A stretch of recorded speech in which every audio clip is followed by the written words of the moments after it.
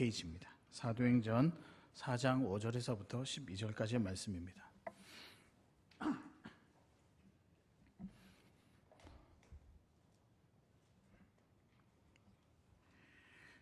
우리 찾으셨으면 저와 여러분이 한 절씩 교독하도록 하겠습니다. 제가 먼저 읽겠습니다. 이튿날 관리들과 장로들과 서기관들이 예루살렘에 모였는데 대제사장 안나스와 가야바가 요한과 알렉산더와 및 대제사장의 문중이 다 참여하여 사도들을 가운데 세우고 묻되 너희가 무슨 권세와 누구의 이름으로 이를 행하였느냐. 이에 베드로가 성령이 충만하여 이르되 백성의 관리들아 장로들아 만일 병자에게 행한 착한 일에 대하여 이 사람이 어떻게 구원을 받았느냐고 오늘 우리에게 질문한다면 너희와 모든 이스라엘 백성들은 알라. 너희가 십자가에 못 박고 하나님이 죽은 자 가운데서 살리신 나사렛 예수 그리스도 이름으로 이 사람이 건강하게 되어 너희 앞에 섰느니라. 이 예수는 너희 건축자들의 버린 돌로서 집 모퉁이의 머릿돌이 되었느니라. 다른 이로서는 구원을 받을 수 없나니 천하 사람 중에 구원을 받을 만한 다른 이름을 우리에게 주신 일이 없음이라 하였더라. 아멘. 12절만 봐도 이단을 어떻게 구분하는가에 대한 방법이 한 가지가 나오는데 다른 이름, 사람 이름이겠죠. 그래서 많은 이단들을 보면 우리가 교주라고 부르잖아요. 그 사람들을 믿으면 구원이 있다. 잘못된 가르침이라고 분명히 말씀하고 있습니다. 마지막 때 이렇게 현혹하게 하는 일들이 참 많은 것 같습니다. 그래서 오늘 저와 여러분이 이 주제로 이 마지막 때 우리가 어떻게 살아야 하느냐, 그 첫 번째로 신앙 고백에 대해서 말씀을 나누고자 합니다. 오늘의 말씀은 신앙 고백입니다. 제가 광장에서 외치는 한마디라고 이렇게 오늘 설교 제목을 기록을 했는데 한번 적어보았는데 왜 그랬냐면 제가 선교지를 여행한 적이 있습니다. 초대교회 유적지를 방문한 적이 있는데요. 그 히에라폴리스라고 하는 지역이고 성경의 명칭으로 따지자면 히에라폴리, 그리고 지금 유네스코가 지정한 지역으로 이름이 또 다른 이름이 있는데 파무칼레라고 하는 지역입니다. 제가 거기에 한번 다녀온 적이 있는데요. 거기에 가면 메인 거리 있거든요. 중요한 주요 거리, 거기 말고 조금 산 등성이에 보면 원형 경기장이 있습니다. 제가 거기에 올라갔는데 영어는 잘 하지 못하지만 떠듬떠듬 옆에 있는 안내 표지를 읽어보니까 이런 설명이 되어 있었습니다. 거기에 순교자들의 무덤이다. 그 자리가 순교자들의 무덤이다. 원형 경기장에 보면 정중앙을 딱 나눠가지고 양쪽에 돌기둥이 서 있습니다. 돌기둥에 보면 중간쯤에 그 쇠로 갈고리를 걸어놓는 자국이, 그러니까 그 자리가 있거든요. 그래서 밑에 읽어보니까 이 갈고리가 뭐냐, 정중앙에 우리 믿는 성도들을 세워놓고 하나님을 믿느냐, 예수 그리스도에 대한 이름을 고백하느냐, 그러면 죽여버리고 그렇지 아니하면 살렸던 유대인과 바리새인들이 심판했던 자리였습니다. 그러니까 양가에 맹수를 딱 묶어놓고 정중앙에 있는 사람에게 살점 하나씩 뜯어갈 수 있는 거리를 만들어 놓았던 거죠. 거기서 수많은 우리 믿음의 선조들이 목숨을 다하고 순교했다라는 기록이 있었습니다. 그 광장에서, 그 원형 경기장에서, 그 극장에서 무엇이라고 외쳤을까요? 저는 오늘 그 외친 그 장면을 제가 상상을 해보니 12절에 나오는 이 문구가 딱 어울리지 않을까. 세상 사람들이여 다른 이로서는 구원받을 수 없나니 천하 사람 중에 구원을 받을 만한 다른 이름을 우리에게 주신 일이 없음이로다. 베드로가 공회 앞에서 외쳤던 말이나 믿음의 선조들이 그 경기장 앞에서 죽음을 불사르고 그 앞에서 외쳤던 말이나 똑같다라고 생각을 합니다. 여러분, 이 말을 내자로 무엇이라고 부를까요? 신앙 고백입니다. 12절은 다름 아니라 광야에서 외쳤던 신앙 고백입니다. 여러분, 이 신앙 고백, 죽음을 두려워하지 않는 신앙 고백이었습니다. 저와 여러분이 세상이 변화도 마지막이 다가온다 하고 또 우리 가운데 여러 가지 환난과 어려움이 있다 하더라도 변해야 될 게 있고 변하지 말아야 될 게 있는데 변하지 말아야 될 것이 있다라고 한다면 저는 단언코 여러분에게 예수 그리스도에 관한 신앙 고백이라고 말씀드리고 싶습니다. 사랑하는 여러분, 이게 뿌리예요, 뿌리. 우리 신앙의 뿌리이기도 하고 우리 믿음의 뿌리이기도 하고 우리 교회의 뿌리이기도 하고 말씀의 뿌리이기도 한 이 예수 그리스도, 이 신앙 고백, 이 신앙 고백을 양보할 수 없는 여러분 삶의 가장 귀한 소유로 생각하시고 신앙 고백하시며 살아가시는 귀한 성도님들 되시기를 바랍니다. 분명히 마지막이 되면요, 여러 우리 외부적인 핍박도 있겠지만 저는 개인적으로 우리의 생각을 혼돈스럽게 하는, 분별하지 못하게 하는 유혹이 훨씬 더 강하다고 생각합니다. 외부의 핍박은요, 사람이 그렇잖아요. 핍박을 받으면 견뎌내고 싶어하고 또 의지로 할 수 있지만 생각이 바뀌거나 변질이 되면요, 방향을 잡을 수 없게 되는 거죠. 그런 의미에서 정말 이 신앙 고백은 중요한 것 같습니다. 그래서 마지막에 에베소서 6장 13절에 이 신앙 고백이 흔들릴 것을 대비하여 사도 바울이, 예수님께서 우리에게 메시지 하나를 남겨놓으셨는데요. 에베소서 6장 13절에 보면 하나님의 전신갑주를 취하라. 마지막 때는 전쟁이라는 거죠. 영적 전쟁이라는 거죠. 거기에서 우리가 어떻게 해야 되냐? 갑옷을 잘 입어라. 14절에 보면 진리로 너희 허리띠를 띠고 의의 호심경을 붙이고, 15절에 평안의 복음이 준비한 것으로 신을 신고, 16절에 모든 것 위에 믿음의 방패를 가지고, 17절에 구원의 투구와 성령의 검 곧 하나님의 말씀을 가지고. 이거 뭐 하는 장면일까요? 전쟁하는 장면이죠. 근데 여러분, 이 전쟁하는 장면 모든 것을요 하나로 모아보면 딱 이겁니다. 신앙 고백입니다. 신앙 고백. 저와 여러분이 이 신앙 고백이 흔들리면 고백만 흔들리는 게 아니라 삶도 무너지고요, 완전히 갈피를 잃어버릴 수 있는 굉장히 곤란한 상황에 처하게 된다는 거죠. 저는 우리 차원교회 모든 성도님들이 나중에 우리가 우리의 삶을 다 떠나서 천국에서 만났으면 좋겠습니다. 만나고 싶지 않으세요? 예, 아니 목사님, 땅에서도 지겹게 봤는데 뭘 또 만납니까? 예, 그럴 수 있지만 영원한 그 하늘나라에서 누리는 그 행복은요, 우리의 상상을 초월하는 너무나도 대단한 것이죠. 그러니까 어떤 분들이 죽음을 불사르고서라도 신앙 고백하며 살아나가지 않겠습니까? 사랑하는 여러분, 여러분의 신앙 고백이 변치 않으시길 바랍니다. 정확하시길 바랍니다. 그리고 굳건하시길 바랍니다.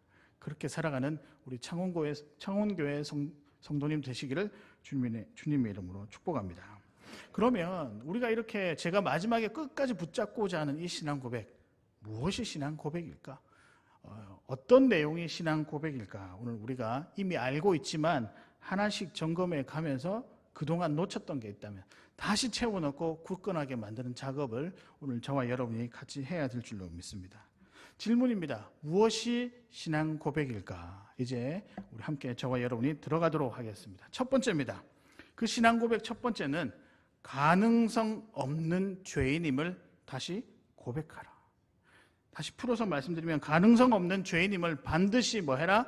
고백하라. 내가 죄인입니다라고 하는 이 고백을 하라는 거죠. 우리 삶의 긍정적인 모습이 하나도 없어 보입니다.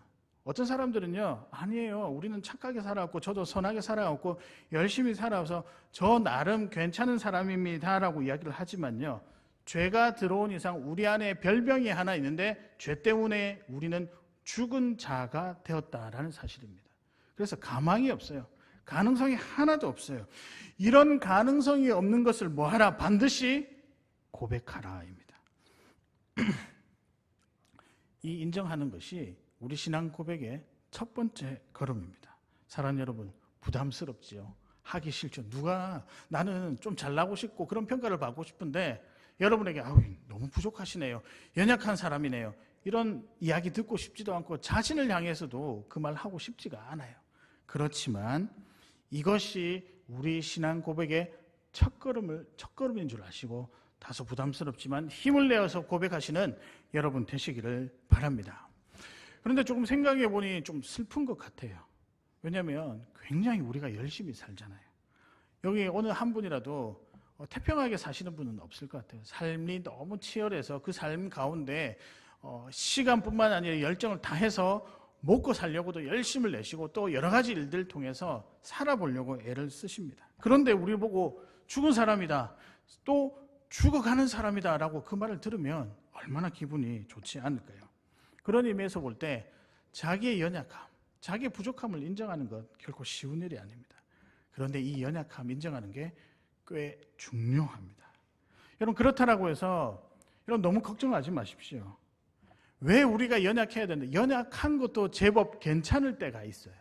오늘 마태복음 9장 12절에 보면 예수께서 들으시고 건강한 자에게는 의사가 쓸데 없고 병든 자에게라야 쓸데 있느니라. 죄 때문에 이미 우리는 병든 자가 되었는데 지금 누가 필요할까요? 의사가 필요하죠. 그런 의미에서 볼 때 나름 예수님의 보호도 좀 받을 수 있고 예수님의 관심을 받을 수 있는 우리의 연약함을 인정하니까 하나님께서 그 연약함을 아시고 눈동자를 맞춰주시는 은혜도 있다는 거죠. 그래서 제가 여러분에게 우린 연약합니다, 그걸 고백해야 됩니다라고 하시면 부담스러우실 분이 있지만 또 한편으로는 생각해 보면 그렇기 때문에 예수님의 눈동자가 나에게 맞춰지지는 않을까. 그런 의미에서 여러 가지 이유가 있지만 여튼 가능성 없는 죄인임을 고백하는 것은 꽤 중요한 일입니다. 여러 가지 이유를 제가 정리를 해봤는데 왜 중요할까? 첫 번째는요, 다시 바로 잡을 수 있는 기회여서 그렇습니다. 내가 죄인이라는 사실을 인정하지 못하면요, 만약에 내가 잘난 맛에 살아가는데 뭘 내가 부족하다고 받아들이지도 않겠죠. 근데 만약에 우리가 죄인이다라고 고백을 하게 되면 동시에 어떤 생각이 드냐면, 그러면 내가 예전에 죄가 없었던 상태가 있었는가? 죄가 무엇인가? 만약에 나도 죄가 없었던 상태가 있었는데 그게 행복이라고 한다면 나도 그 행복 지금 누리고 싶어. 어떻게 하면 내가 죄가 없는 상태가 될 것인가? 아니, 누구의 도움을 받을 수 있을 것인가? 여러 가지를 생각하게 되는 거죠. 여러분, 이 지점입니다. 이 지점을 통해서 자연스럽게 우리 이 질문을 통해서 스며오는 생각이 있는데, 나는 누군가의 도움을 받아야 되는 사람이네. 왜냐하면 지금 내 문제를 해결할 수 없으니까. 바로 잡을 수 있는, 나라는 사람을 바로 세울 수 있는 좋은 기회가 내가 죄인임을 스스로 인정할 그때라는 거죠. 또 있습니다. 왜 그때가 참 좋냐면요, 비로소 그때 주님을 만날 수 있는 시간이기 때문이죠. 여러분, 우리가 결국에 의사를 만나야 되거든요. 아픈 사람이니까요. 생명과 인생의 의사이신 주님을 언제 만날 수 있을까요? 우리가 아플 때죠. 즉 죄인일 때죠. 연약할 때죠. 부족할 때죠. 그렇지 않습니까? 내가 아플 때, 연약할 때 그 주님이 만나주시고 내 마음속의 모든 것들을 해결해 줄 수 있으니, 때로는 내가 나의 연약함을 인정하는 것 필요할 때가 있다는 거죠.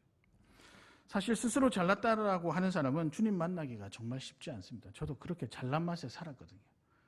겉으로는 주님 만난 것 같은데 속으로는 주님보다 저를 훨씬 믿고 있었을 때가 많았던 것 같습니다. 그러나 부족하다고 느끼는 그 순간에 하나님이 어떤 분인지, 우리 주님이 어떤 분인지 보이기 시작한다는 거죠. 그래서 죄인임을 고백하는 것은 우리들이 살아날 수 있는 귀한 시간이다. 그래서 이 고백을요, 부담스럽지만 그래도 용기 내어서 한번 해보시길 바랍니다. 여러분, 그렇잖아요. 여러분에게 제가 질문 드릴게요. 여러분, 죄인입니까? 의인입니까? 물론 이 말에는 여러 가지 질문이 있겠죠. 우리는 기본적으로 이미 예수 그리스도 안에 있기 때문에 의인입니다. 그렇죠? 믿으십니까? 왜 여러분께서 조금 주저하신지 나중에 두 번째 대지에 제가 설명을 좀 드릴게요. 그러나 우리는 태어날 때 연약하고 부족한 자여서 예수님의 도움 없이는 살아갈 수 없는 존재로 태어난 것 여러분 인정하십니까? 이제부터 이 신앙 고백이 여기서부터 온전해지기 시작한다는 거죠. 오늘 10절에 보면요, 베드로가 이렇게 이야기합니다. 하나님이 죽은 자 가운데서 살리신 우리를 보고 예수 그리스도의 이름으로 이 사람이 건강하게 되어 너희 앞에 섰느니라. 과거의 자신들은요, 정말 연약한 자들이었다는 거죠. 악한 자들이었다는 거죠.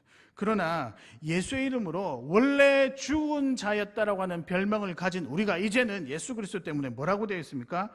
건강하게 되어 너희 앞에 섰다. 건강하다는 말은 살아있다라는 말과 똑같은 의미입니다. 여러분, 이렇게 되니까 비로소 예수의 이름이 들리기 시작하는 거예요. 그리고 예수님이 보이기 시작하는 거예요. 예수님의 걸음이 이제 보이기 시작해서 이제 조금이라도 한 발짝 떼서 예수님과 동행할 수 있게 되어서 비로소 이제 살아있는 사람이라고 우리 별명이 바뀌기 시작했다는 거죠. 물론 여러분이 부족하다, 연약하다고 해서 여러분의 능력을 가지고 평가하는 것은 아닙니다. 지식이 부족하다는 것을 의미하지는 않고요. 죄인이어서 죽을 수밖에 없는 이 상태에서 그 어떤 것도 할 수 없어서 도움이 매우 절실하다는 것, 그것을 의미하는데요. 도움 없어도 살 수 있다가 아니라 도움 없이는 아무것도 할 수 없다는 이 고백이 저와 여러분에게 지금 필요하다는 겁니다. 결론적으로 말씀드리면 여기에서부터 우리 구원이 시작되기 때문입니다. 믿으십니까? 그래서 여러분 자신을 한번 조금 생각을 해 보시길 바랍니다. 만약에 우리가 수술을 받을 때 의사에게 몸을 맡겨버리면 의사가 알아서 다 해주잖아요. 그렇잖아요. 열심히 해서 우리가 치료를 하고 수술을 하고 회복이 되잖아요. 맡기시면 되는 거예요. 근데 어떻게 맡기냐면, 예수님, 제가 가능성 없는 죄인입니다. 불편하고 힘들고 부담스러운 고백이고 인정하지 못하겠지만 그래도 조금의 마음을 누그러뜨리고 이 고백을 하게 되는 이 순간부터 여러분 삶에 구원의 기적이 일어날 것이라고 저는 확신합니다.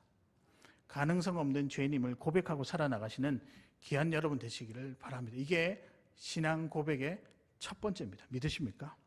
두 번째입니다. 신앙 고백은 무엇일까? 무엇이 신앙 고백일까? 두 번째는요, 유일하신 구세주 예수 그리스도입니다. 유일하신 구세주 예수 그리스도를 부르며 그분께 나아가는 것이 우리 신앙의 두 번째 고백이죠. 그리고 굉장히 중요한 하이라이트입니다. 하이라이트. 주님을 향한 고백이죠. 그래서 오늘 여러분께서 마치시고 집으로 나가시면서 잠자리에서 숙제를 또 하나 드리겠습니다. 숙제 주무시기 전에 우리 주 예수 그리스도는 유일하신 구세주 예수 그리스도다. 3번만 외치시고 주무시길 바랍니다.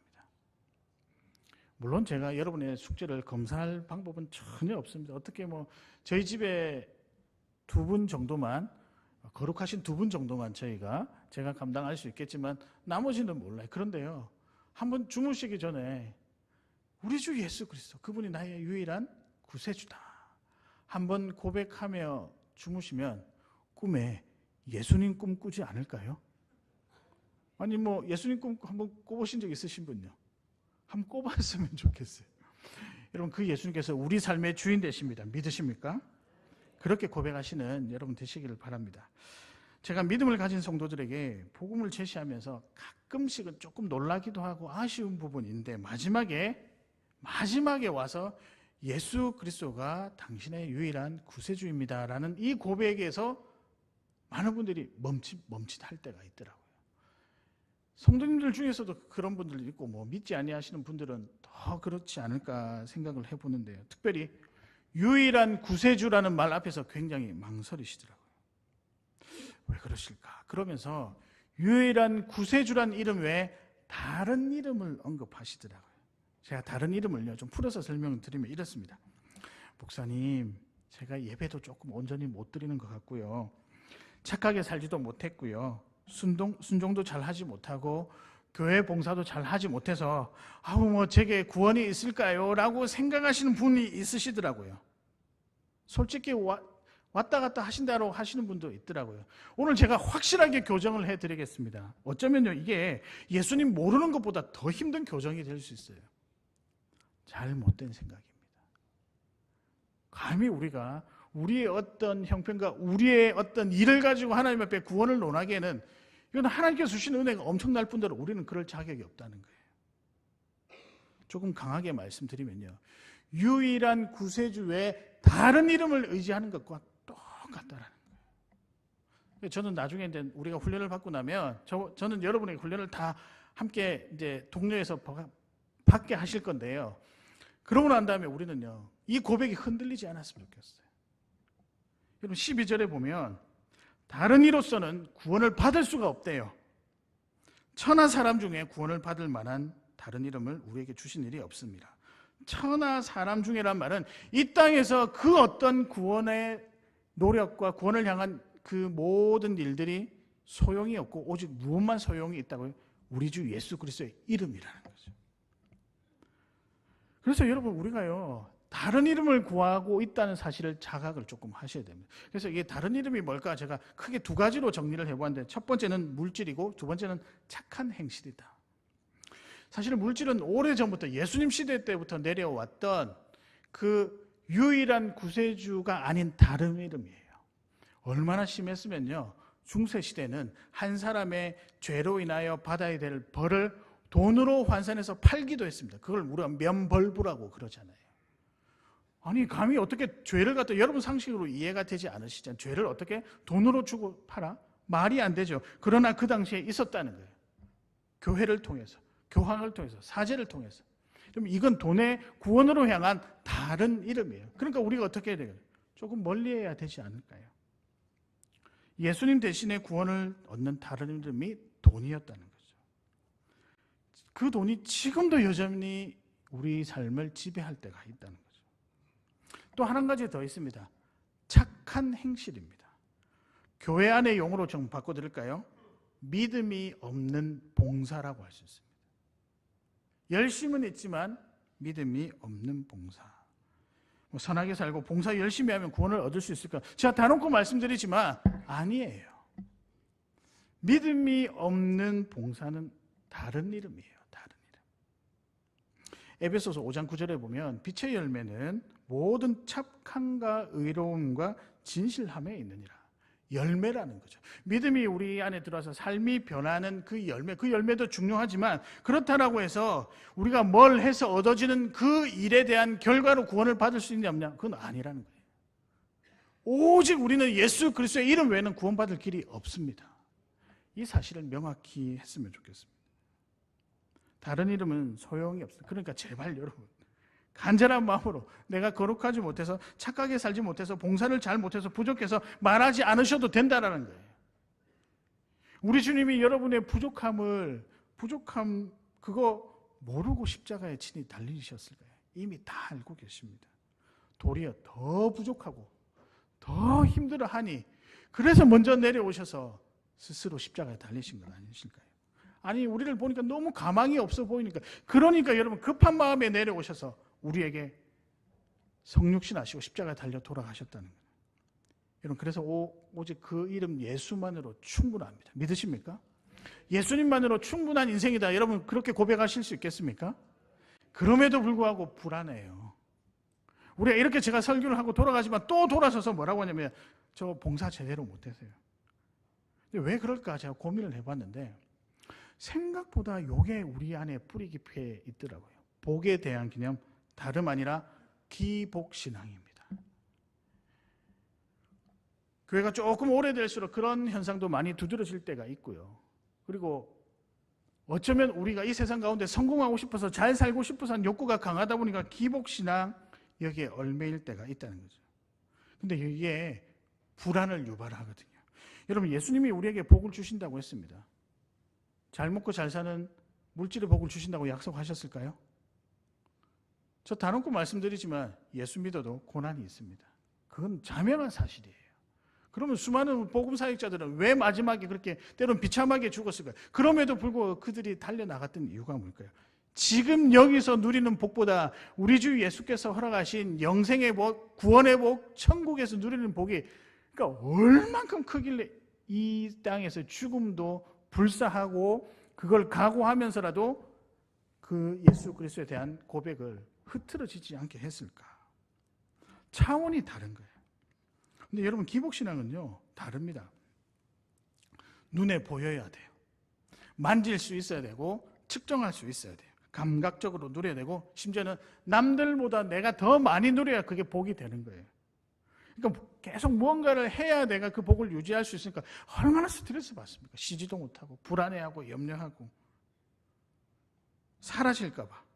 이게 복이 아니고요. 기복신앙은요 다름 아니라 복이라고 포장된 저주입니다. 불행입니다. 이건 명확하게 해야 됩니다.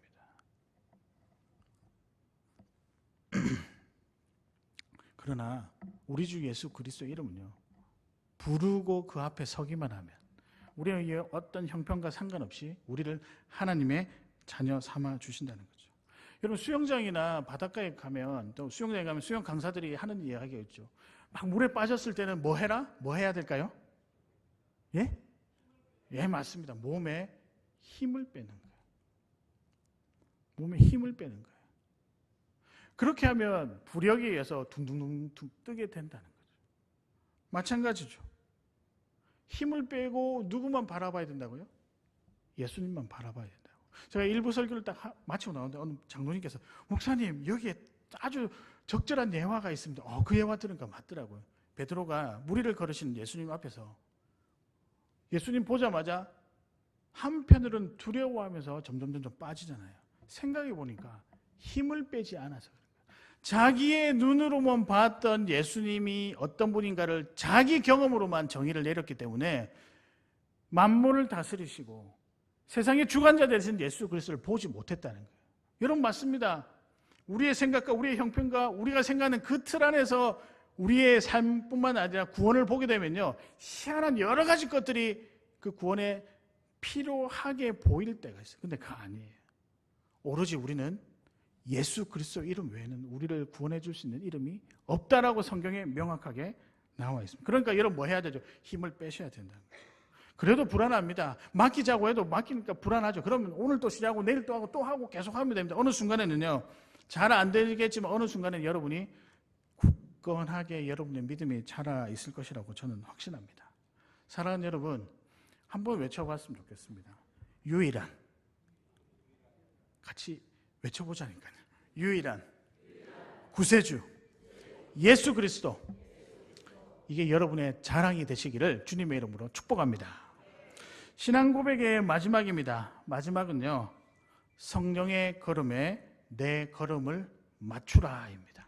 성령의 걸음에 내 걸음을 맞추라는 거죠. 다르게 표현하면요, 간단합니다. 오늘 성령과 함께 걸어가라입니다. 믿음으로 얻는 구원과 이 사실을 알게 하시는 성령의 걸음에 나의 삶을 맞추어서 걸어가시는 여러분 되었으면 좋겠습니다. 근데 여러분 그렇게 해야 되는 이유가요, 여기에 무엇이냐면 굉장히 큰 즐거움이 있습니다. 은혜를 누리는 즐거움이 있습니다. 그렇잖아요. 우리가 사실은 아무나 할 수 없죠. 뭐 말은 그렇게 들었지만 아무나 할 수 없죠. 왜냐하면 원래 우리는 죄인이었으니까요. 가능성 없는 죄인이었으니까요. 여러분만 그런 게 아니라 저도 마찬가지였습니다. 제가 목사 안수 받을 때 저희 믿지 아니하는 고등학교 때 친구들이 난리가 난 거예요. 야, 강주 형 목사 된단다. 세상에 이런 일이. 그러면서 자기네들 단톡에다가 뭐라고 했냐면, 안 믿는 친구들이 예수도 안 믿으면서 할렐루야 이렇게 하는 거예요. 할렐루야 할렐루야. 옆에 또 안 믿는 친구들은 아멘 아멘 하더라고요. 내가 뭐 이런 친구들이 다 있지. 강주 형이가 목사가 된단다. 정말 예수님이 살아 계시는 것 같다. 이런 고백을 자기네들이 하고 있다는 거죠. 물론 저의 과거에 대해서는 알려고 하지 마십시오. 저도 나름 착하게 살았습니다. 근데 우리가요, 살다 보면 실수할 수도 있고 이런 모습 보일 수도 있잖아요. 그렇게 따지면 여러분, 사도 바울이 악할까요? 제가 악할까요? 대답 잘 하셔야 되겠죠. 근데 여러분들이 제 편이라고 생각을 하고, 저는 사도 바울이 더 악한 것 같아요. 왜냐하면 이 사람은 예수 믿는 사람을 얼마나 많이 핍박하고 심지어 죽이기까지 했잖아요. 이 사람하고 쟤하고 비교를 하면 이 사람이 더 가능성이 없지 제가 가능성이 없어 보입니까? 죄송합니다. 너무 교만하게 이야기했어요. 표정들이 좀. 근데 여러분, 베드로는요, 베드로가 예수님 잡혀가시기 전날에 뭐라고 했죠? 저는 절대로 주님을 배반하지 않겠습니다. 근데 다 하고 울기 전에 몇 번요? 3번씩이나 부인했죠. 그리고 그 중에서도 어린 소녀가 저 아저씨, 예수님 옆에 계시는 아저씨는 맞죠? 그러니까 아니. 여러분, 사람이 하루 사이에 이렇게 극과 극을 달리는 반응을 보인다는 거죠. 여러분, 그럼에도 불구하고 하나님은 베드로를 사용하셨습니다. 그래서 8절에 보면 어떻게 사용했냐? 이에 베드로가 뭐하여? 성령 충만하여. 베드로의 걸음과 성령의 걸음을 맞닿으니까요, 그때부터 사람이 바뀌기 시작하는 거예요. 하나님의 은혜가 보이기 시작하고 하나님 주신 사명이 보이기 시작하는 거예요. 그러면서 많은 이 광장에서 관리들과 장로들 앞에서 뭐라고 이야기했냐면, 살아계신 예수 그리스도 그리고 그 이름을 믿는 자들에게 구원이 있다라고 당당하게 외치는 거예요. 왜 가능할까? 성령이 나와 함께 걸어가니까 가능한 거죠. 여러분, 그러고 보니까 성령이 우리 안에 들어오시면 딱 요 말로 정리하는 게 맞는 것 같은데요. 여러분이 해야 할 일을 알게 하시는 것이 성령의 기능이에요. 성령의 역할이에요.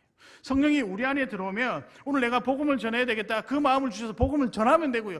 오늘 내가 헌신해야 되겠다. 누구를 위해 중보기도해야 되겠다. 중보기도 하시면 되고요. 그리고 내 안에 들어와서 내가 마땅히 챙겨야 될 성도, 긍휼을 베풀어야 될 성도가 있다면 쌀 한 줌 들고 아니면 먹을 거 하나 들고 찾아가서 괜찮냐라고 할 수 있는 것이 누구냐? 성령께서 내 안에 들어오셔서 내가 오늘 지금 아니 앞으로 해야 할 일을 알려주시기 때문에 가능하다는 거죠. 아니 우리가 어떻게 사람을 배려하고 살아갈 수 있을까요? 저도 잘 안 되거든요. 그러나 내 마음 안에 긍휼의 마음을 주시면 발걸음이 옮겨진다는 거예요. 여러분 이게 성령이 함께 하신다는 증거 아니고 무엇이겠습니까? 그런 의미에서 저는 여러분들의 걸음이 굉장히 귀하다라고 생각을 합니다. 제가 여러분에게 입 빨린 소리를 하는 게 아니고요. 지금 이 자리에서 누군가를 위해서 마음 아파할 줄 알고 기도할 줄 알고 그 영혼을 위해서 사랑하려고 마음 먹고 연락 한번 하는 거, 여러분 이건 위대한 일입니다. 안 그렇습니까? 그게 여러분 성령과 걸음을 맞추어가는 삶의 모습입니다. 여러분 성령의 걸음과 내 걸음이 맞다 하시면요, 과거에 예수님 당시에 있었던 그 구원의 역사가 지금 나의 일로 여겨집니다. 그리고요, 그 일이 과거에 있었지만 지금도 여전히 유효하다는 이 일을 동의하게 되고요. 마지막은요, 그 일이 과거에 있었지만 지금도 유효하기 때문에 앞으로도 내가 이 일을 유효하기 위해서 다른 사람에게 복음을 전하는 도전이 생기게 됩니다. 그래서 성령이 안에 들어오면요, 예수님의 삶을 닮아갈 수 있는 힘이 솟구쳐 오르는 거죠.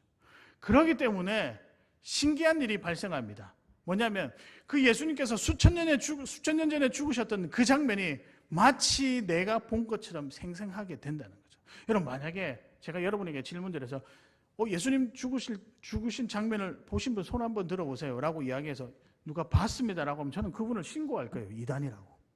본 적이 없어요. 그러나 여러분 성령 안에 있기 때문에 그 일이 내 일이 되는 거예요. 하나님의 일이 내 일이 되는 거예요. 자, 그럼 여러분에게 하나님의 일이 내 일이 되었다라고 하는 전제하에 여러분에게 질문 드릴게요. 예수 그리스도가 우리를 위해서 죽으시는 거 보셨습니까? 안 보셨습니까? 하나님의 일이 내 일이 되었다니까요. 당당하게 우리는 봤잖아요. 성령과 걸음을 같이 하니 그 수천 년 전에 있었던 그 역사의 사실이 지금 내게도 뜨거움으로 눈물로 다가오는 것 아니겠습니까? 이게 여러분 신비입니다. 이게 은혜이고요. 이게 하나님의 기적과 같은 우리를 향한 선물로 베풀어 주신 섭리라고 할 수 있습니다. 물론 이 성령의 걸음들을 우리가 지금부터 열심히 달려나가자 하지만 실패할 때도 있죠.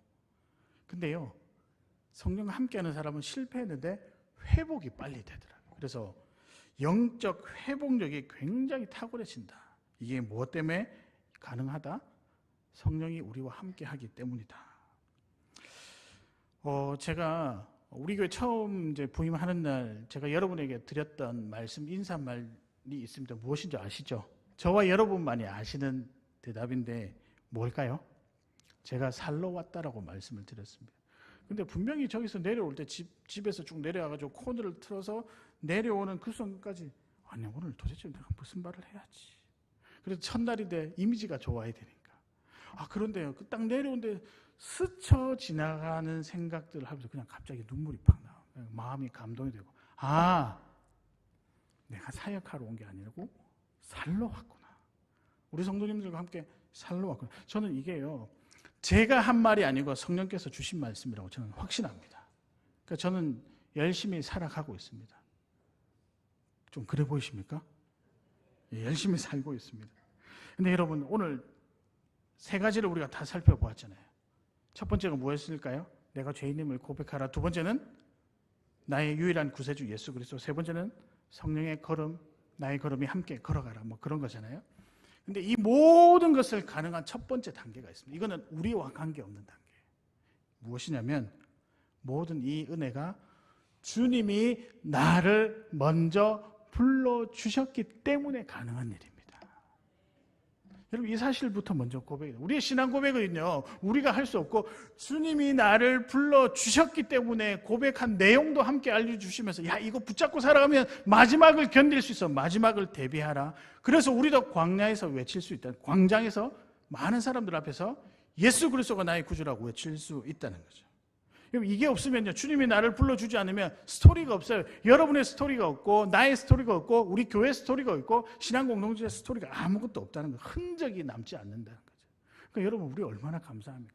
그래서 여러분, 내가 믿음이 있는지 어떻게 점검하는지 제가 한 가지 가르쳐 드리면요, 지금 여러분이 어디에 있는가를 보십시오. 지금 여러분 어디에 있습니까? 우리 교회는 보니까 주관식이 좀 약한 것 같아요. 지금 우리는 어디에 있을까? 당연하죠. 지금 어디에 있을까요? 예배 자리에 있죠. 아니, 그러면 쉽게 이야기합시다. 지금 여기 어디에 있을까? 여기에 있습니다. 대답하셔도 맞아요. 여기는 무슨 자리일까요? 성령이 임재하는 예배 자리라는 거죠. 그러면 여러분은 이미 귀한 신앙 고백에 하는 성도의 삶을 걸어가고 있다라고 말씀드릴 수 있습니다. 그리고 가장 어렵고 힘들 때가 분명히 올 것입니다. 그때 여러분 이 사실을 기억하십시오. 주님이 나를 먼저 불러주셔서 내게 고백할 수 있도록 하셨다. 이 사실이 저와 여러분에게 힘이 되기를 진심으로 바랍니다. 이 사실이 흔들리지 않는 구원을 향한 열정으로 다시 바뀌기를 진심으로 소망합니다. 말씀을 정리하겠습니다. 오늘의 말씀은 뭘까요? 신앙 고백입니다. 무엇이 신앙 고백일까? 첫 번째는요, 가능성 없는 죄인임을 반드시 고백하라. 두 번째는 유일하신 구세주 예수 그리스도. 마지막입니다. 성령의 걸음에 내 걸음을 맞추라. 저는 모든 것이 은혜라고 하는 이 찬양도 참 좋고 이 구절을 좋아합니다. 이 짧은 문구가요, 되게 마음을 이렇게 감동시키고 훈훈하게 하더라고요. 하나님의 은혜죠. 아직까지 우리가 추운 겨울이라고 말하기에는 온도가 너무 올라가서 좀 춥지 않지만 그래도 겨울은 춥잖아요. 여름보다는 당연히 춥죠. 인생의 겨울도 올 때가 있을 것 같아요. 그런데 여러분, 그 어려운 터널들을 시작해서 끝까지 견뎌낼 수 있게 하는 것은 여러분이 가진 물질도 아니고 능력도 아니고 지혜도 아니고 뭘까요? 신앙 고백입니다. 신앙 고백. 그래서 여러분, 오늘 여러분 자신을 한번 생각해 보시고 숙제 드렸죠. 주무시기 전에 나의 유일한 구세주 예수 그리스도 3번 외치는 그 소리에, 그 시간에 하나님의 은혜의 역사가 여러분 삶 가운데 있을 줄 믿습니다. 그렇게 살아가시는 우리 창원 공동체 되시기를 다시 한 번 더 축복합니다. 찬양 부르실 텐데요, 가사도 생각하시면서 내 부르신 곳에서, 나를 부르신 곳에서 하나님을 향한 귀한 신앙 고백하는 자가 되게 하소서라는 마음으로 우리 찬양하도록 하겠습니다.